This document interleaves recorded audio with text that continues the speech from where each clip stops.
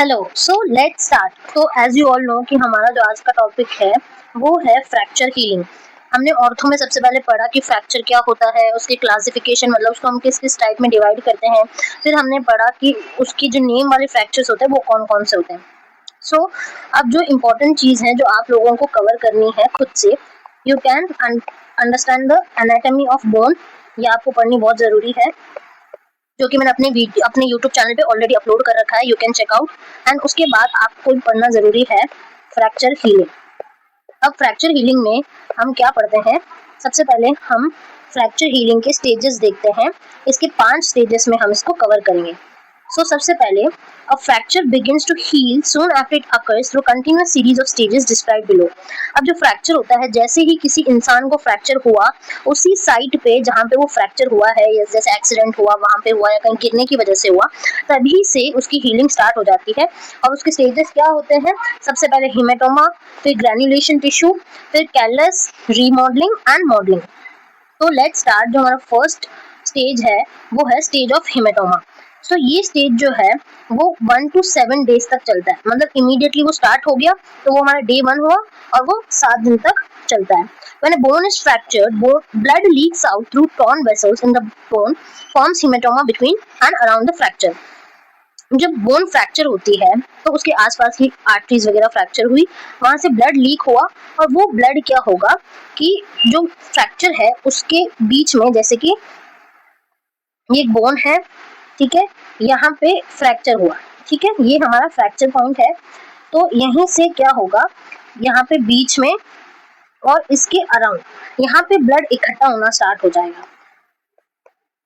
The peristeum and local soft tissues are stripped from the fracture ends. अब जब fracture हुआ है यहाँ पे, तो यहाँ पे जो भी मसल्स वगैरह है, जैसे कि मसल हो गई, लिगामेंट्स हो गई, ये जो ग्रीन कलर का देख रहा है, ये भी क्या होंगे, टॉर्न हो जाएंगे, यानी स्ट्रिप्ड आउट हो जाएंगे, वहां से कट जाएंगे।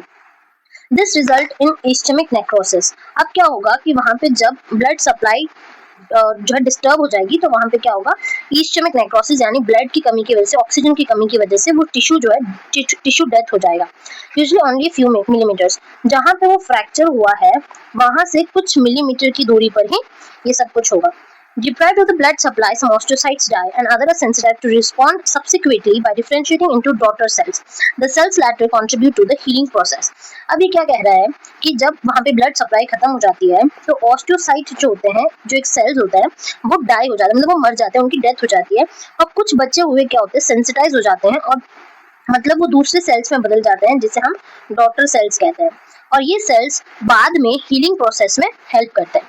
हमारा स्टेज 2 आता है ग्रैन्युलेशन टिश्यू। ग्रैन्युलेशन टिश्यू जो है, ये वाला जो स्टेज होता है वो 2 to 3 वीक्स तक चलता है। इस स्टेज में क्या होता है कि जो वो डॉटर सेल्स थी, सेंसिटाइज प्रीकर्सर सेल्स थी, प्रोड्यूस सेल्स, अब वो क्या करती है, फर्दर और सेल्स प्रोड्यूस करती है, जो कि डिफरेंशिएट होता है और हमें प्रोवाइड करता है blood vessels, fibroblast and osteoblast. Osteoblast भी एक तरीके की सेल होती है।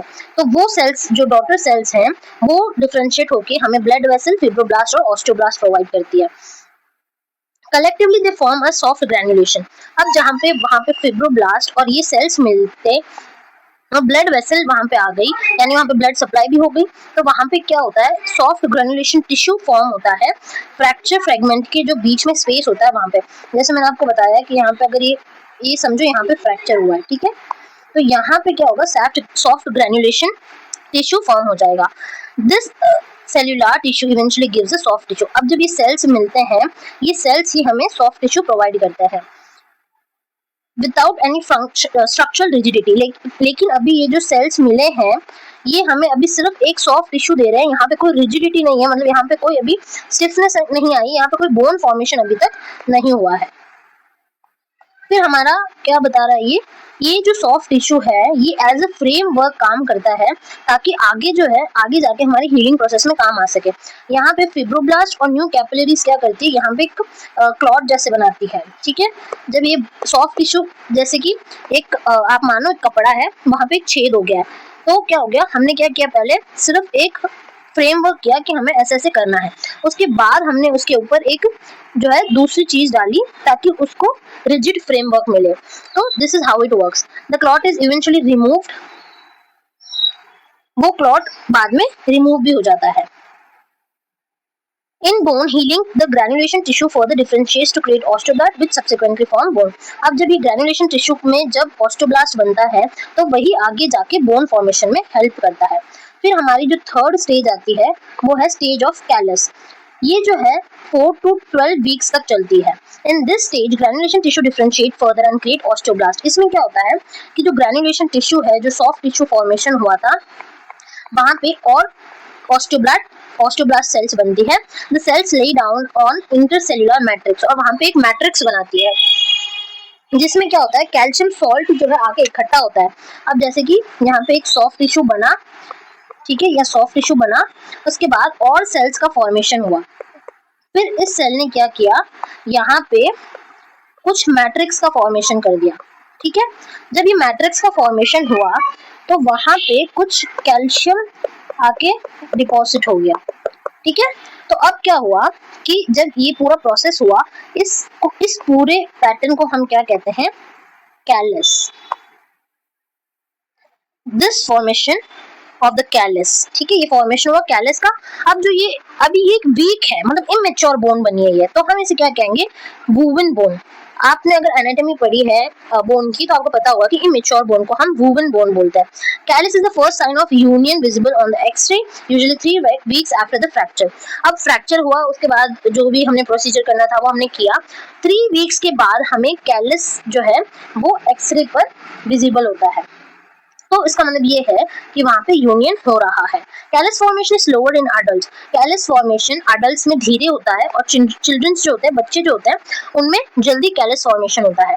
और कॉर्टिकल बोन्स होता है उसमें जल्दी होता है और कैंसरस बोन में धीरे होता है। अब मुझे आप बताएंगे कि what is cortical bone and what is cancerous bone. मैंने अपने प्रीवियस वीडियो में इसका अच्छा सा एक्सप्लेनेशन दिया था, तो कमेंट करके आप मुझे बताएंगे कि इसका क्या मतलब होता है। अब आता है stage of remodelling. Stage of remodelling में क्या होता है, इसको हम पहले स्टेज ऑफ कंसोलिडेशन कहते थे। इस स्टेज में वूवन बोन जो है वो मेच्योर बन जाती है, यानी मैंने आपको ये बताया था कि वूवन बोन जो है वो एक इमेच्योर बोन है, तो वो रिप्लेस होकर मेच्योर बोन में फॉर्मेट हो जाती है, जो कि टिपिकल लेमिनार स्ट्रक्चर होता है। हमने बोन की जब एनाटॉमी पढ़ी थी तो मैंने बताया था कि वूवन बोन होती है जो इमेच्योर होती है और लेमिनार स्ट्रक्चर जो होता है वो मेच्योर बोन का स्ट्रक्चर होता है। ये जो प्रोसेस ऑफ चेंज होता है, मतलब ये जो वूवन बोन से लेमिनार बोन में कन्वर्ट होती है, ये मल्टी सेलुलर यूनिट से होता है। whereby pocket of callus is replaced by pocket of lamella। जहाँ पे जो कैलस बना था वो अब लेमिनार से रिप्लेस हो गया है। ये बहुत ही ज्यादा स्लो प्रोसेस है, जिससे 1 से लेके 4 साल लगते हैं। 1 से लेके 4 साल भी लग सकते हैं। फिर हमारा लास्ट स्टेज आता है जो कि 5th स्टेज है, स्टेज ऑफ मॉडलिंग। इसको हम पहले स्टेज ऑफ रीमॉडलिंग कहते थे। इस स्टेज में क्या होता है कि बोन ग्रेजुअली स्ट्रेंथन होती है, यानी उसकी जो स्ट्रेंथ होती है वो बढ़ती है। The major stimulus to this process comes from a local bone strains, that is weight bearing stresses and muscle forces when the person resumes activity. अब क्या होता है कि फ्रैक्चर हुआ, 3 वीक तक जो है हाफ बोन यूनियन हो गया, मतलब बोन यूनियन स्टार्ट हो गया था। फिर स्टेज ऑफ रीमॉडलिंग आई कि 1 से 4 साल तक के टाइम में वो पूरी बोन बन गई। अब हमारा लास्ट स्टेज में क्या होता है कि स्ट्रेंथन होता है। जब बोन बन गई तो अब एक उस पर्सन ने, जिस पर्सन को फ्रैक्चर हुआ था, उसने अपने नॉर्मल जो एक्टिविटीज है उसको रेज्यूम कर दिया। तो अब वो वेट बियर कर रहा है, वो अपने मसल फोर्स को यूज कर रहा है, तो उस फोर्स की वजह से अब बोन जो है वो ग्रेजुअली स्ट्रेंथन होगी। ये मोर कॉन्स्पिशियस होता है चिल्ड्रन में and occurs to very limited extent in fracture in adults। और ये बहुत ही लिमिटेड एक्सटेंट तक जाता है। अगर कोई अडल्ट का फ्रैक्चर होता है तो बोन स्ट्रेंथनिंग होना ज्यादा मुश्किल होता है, लेकिन चिल्ड्रंस में ज्यादा आसानी से हो जाता है। कि कौन कौन से फैक्टर्स हैं जो कि बोन फ्रैक्चर हीलिंग को अफेक्ट करते हैं। तो सबसे पहले आता है एज ऑफ पेशेंट। तो मैंने अभी आपको पहले ही बताया था कि जो कैलस फॉर्मेशन होता है वो बच्चों में जल्दी होता है, मतलब फ्रैक्चर यूनाइट फास्टर किसमें होगा, बच्चों में। यंगर चिल्ड्रन जो है उनमें कैलस जो है वो 2 वीक में ही दिख जाता है, बल्कि अडल्ट में 3 वीक में नजर आना स्टार्ट होता है। Bones in children unite in half the time compare to that of adult. अब जैसे अगर हम फ्रैक्चर टाइम देखें तो अगर 1 ईयर लग रहा है अडल्ट में फ्रैक्चर हील होने में, तो हाफ यानी 50% ही लगेगा। जैसे 1 ईयर का सिर्फ 6 मंथ में फ्रैक्चर हील हो जाएगा चिल्ड्रन में। Fracture of union is uncommon in the fracture of failure of union is uncommon in the fracture of children. अगर बच्चे को कोई फ्रैक्चर होता है तो ऐसा कभी नहीं होगा कि नॉन यूनियन, कभी ना होना, मतलब बहुत रेयर है कि उनमें नॉन यूनियन या फिर हो। ऑलमोस्ट उनमें हर बोन यूनियन कर जाती है। फिर आता है टाइप ऑफ बोन। तो मैंने पहले ही बताया था कि जो फ्लैट और कैंसरस बोन होती है वो जल्दी जो है हील टू कॉर्टिकल बोन्स।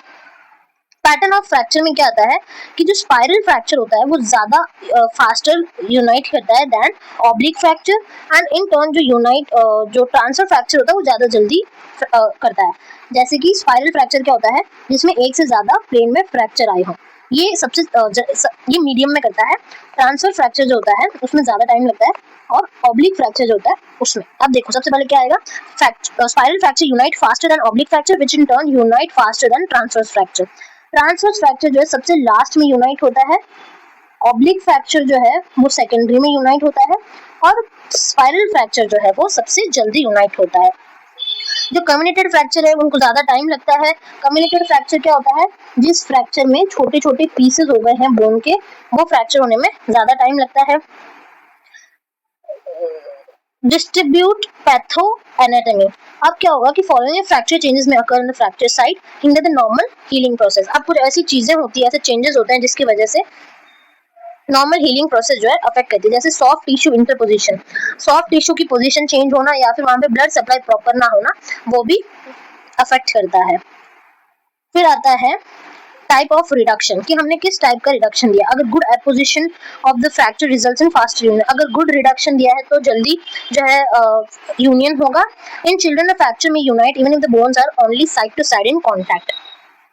अब जो अगर जो बच्चे हैं उनमें अगर सिर्फ साइड टू साइड कांटेक्ट वाला भी रिडक्शन दिया जाए, जिसे हम बायोनाइट फ्रैक्चर रिडक्शन कहते हैं, वो हम बाद में पढ़ेंगे, तो भी बच्चों में फ्रैक्चर यूनाइट हो जाता है। इमोबिलाइजेशन में क्या होगा, not necessary to immobilize old fracture.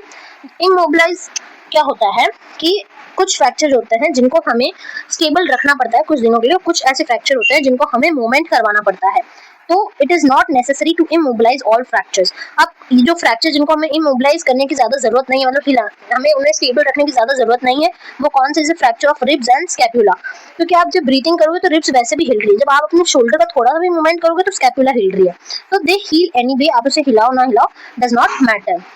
अब ऐसे कौन से फ्रैक्चर जिनको स्ट्रिक्ट इमोबिलाइजेशन की जरूरत होती है, वो है fracture of neck of femur. जो नेक ऑफ फीमर होता है अगर उसका फ्रैक्चर हुआ तो उसे हमें इमोबिलाइज करना ही पड़ेगा, एंड उसके बाद भी हो सकता है कि वो हील ना हो। ओपन फ्रैक्चर्स कैसे अफेक्ट करता है, ओपन फ्रैक्चर ज्यादातर डिलेड यूनियन में या फिर नॉन यूनियन में चला जाता है। ओपन फ्रैक्चर क्या होता है, जिसमें कि स्किन और सॉफ्ट टिश्यू लिगामेंट वगैरह भी इंजर हुए हैं, तो वो ज्यादातर डिलेड यूनियन या नॉन यूनियन में चला जाता है। फिर कंप्रेशन ऑफ फ्रैक्चर साइट, तो compression enhances the rate of union in cancerous bone. अगर कैंसरस बोन है तो उसमें रेट ऑफ यूनियन जो है वो बढ़ जाता है। Cortical bones compression at the fracture site enhances rigidity of fixation and possibly result in primary bone healing. अब जो कॉर्टिकल बोन्स होता है वहां पे अगर हम फ्रैक्चर साइट पे कंप्रेशन देते हैं तो वो जो फिक्सेशन होता है उसकी रिजिडिटी बढ़ा देता है, और हमें प्राइमरी बोन हीलिंग जो है वो जल्दी होती है। So this is all for today, now let's wait for second part.